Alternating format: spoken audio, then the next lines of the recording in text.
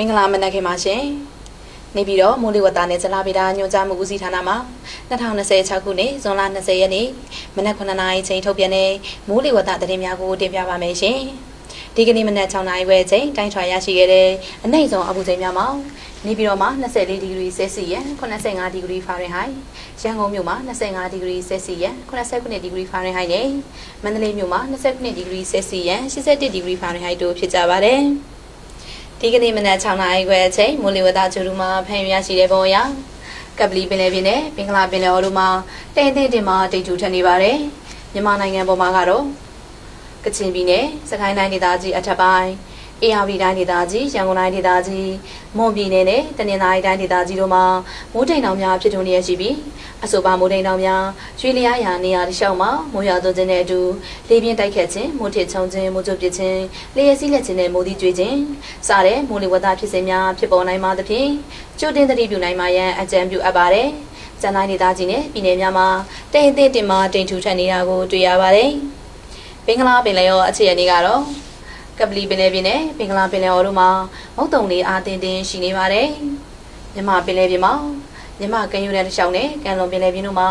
တခါတရံမိုးသက်လေပြင်းများကျရောက်ပြီးလှိုင်းအတင်းမှလိုင်းကျနိုင်ပါတယ်။မိုးသက်လေပြင်းကျစဉ်ရေပြင်ပြင်လေးဟာတနအီကို25မိုင်မှမိုင်30အထိတိုက်ခတ်နိုင်ပါတယ်။လှိုင်းမြန်မာကမ်းရိုးတန်းတစ်လျှောက်နဲ့ကမ်းလွန်ပင်လယ်ပြင်တို့မှာ9ပေမှ9ပေခန့်ရှိနိုင်ပါတယ်။ဒီကနေ့ညနေအထိခန့်မှန်းချက်များအနေနဲ့ကတော့ချင်းပြည်နယ်နဲ့ကယားပြည်နယ်တို့မှာနေရာကျကျစကိုင်းတိုင်းဒေသကြီးအောက်ပိုင်းမကွေးတိုင်းဒေသကြီးမန္တလေးတိုင်းဒေသကြီးနဲ့တနင်္သာရီတိုင်းဒေသကြီးတို့မှာနေရာစိတ်နဲ့ကချင်ပြည်နယ်စကိုင်းတိုင်းဒေသကြီးအထက်ပိုင်းရှမ်းပြည်နယ်ရခိုင်ပြည်နယ်နေပြည်တော်ပဲခူးတိုင်းဒေသကြီးအေရဝတီတိုင်းဒေသကြီးရန်ကုန်တိုင်းဒေသကြီးကရင်ပြည်နယ်နဲ့မွန်ပြည်နယ်တို့မှာနေရာအနှံ့အပြားမိုးထစ်ချုံရပြီးကချင်ပြည်နယ်စကိုင်းတိုင်းဒေသကြီးအထက်ပိုင်းနဲ့ရခိုင်ပြည်နယ်တို့မှာနေရာကွက်ပြီးမိုးကြီးနိုင်ပါတယ်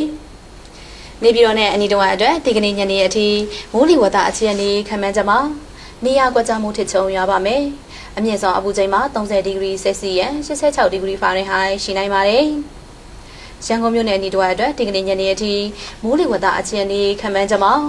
မိုးတစ်ချိန်တစ်ချိန်ထချုံရွာပါမယ်။အမြင့်ဆုံးအပူချိန်မှာ33ဒီဂရီဆဲလ်စီယပ်61ဒီဂရီဖာရင်ဟိုက်ရှိနိုင်ပါတယ်။မန္တလေးမြို့နယ်အနီးတစ်ဝိုက်အတွက်ဒီကနေ့ညနေအထိမိုးလေဝသအခြေအနေခန့်မှန်းချက်မှာ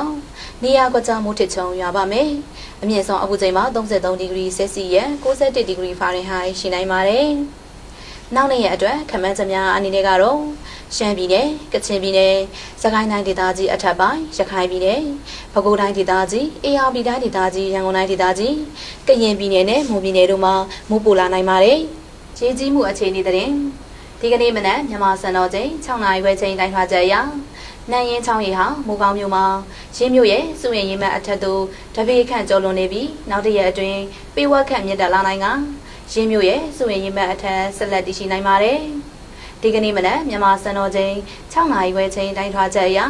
နန်းကောင်းချောင်းရီဟာမိုးကောင်းမြို့မှာရင်းမြို့ရဲ့စုရင်ရင်မအထက်သို့ပေးဝက်ခန့်ကျော်လွန်နေပြီးနောက်တရက်အတွင်းပေးဝက်ခန့်မြင့်တက်လာနိုင်ကရင်းမြို့ရဲ့စုရင်ရင်မအထက်ဆက်လက်တည်ရှိနိုင်ပါတယ်။တို့ဖြစ်ပါ၍မိုးကောင်းမြို့နယ်အတွင်းရှိချောင်းကန်အနီးနဲ့မြေနိမ့်ပိုင်းနေထိုင်သူများအနေဖြင့်ရေဘေးလွတ်ရာနေရာများသို့ရှောင်ရှားနိုင်ပါရန်တတိပေးနှိုးဆော်အပ်ပါတယ်။အခုတင်ပြခဲ့တာကတော့ဒီကနေ့မနက်9:00နာရီချိန်ထုတ်ပြန်တဲ့မိုးလေဝသသတင်းများပဲဖြစ်ပါတယ်။ကိုစိတ်နှပြကျန်းမာချမ်းသာကြပါစေရှင်။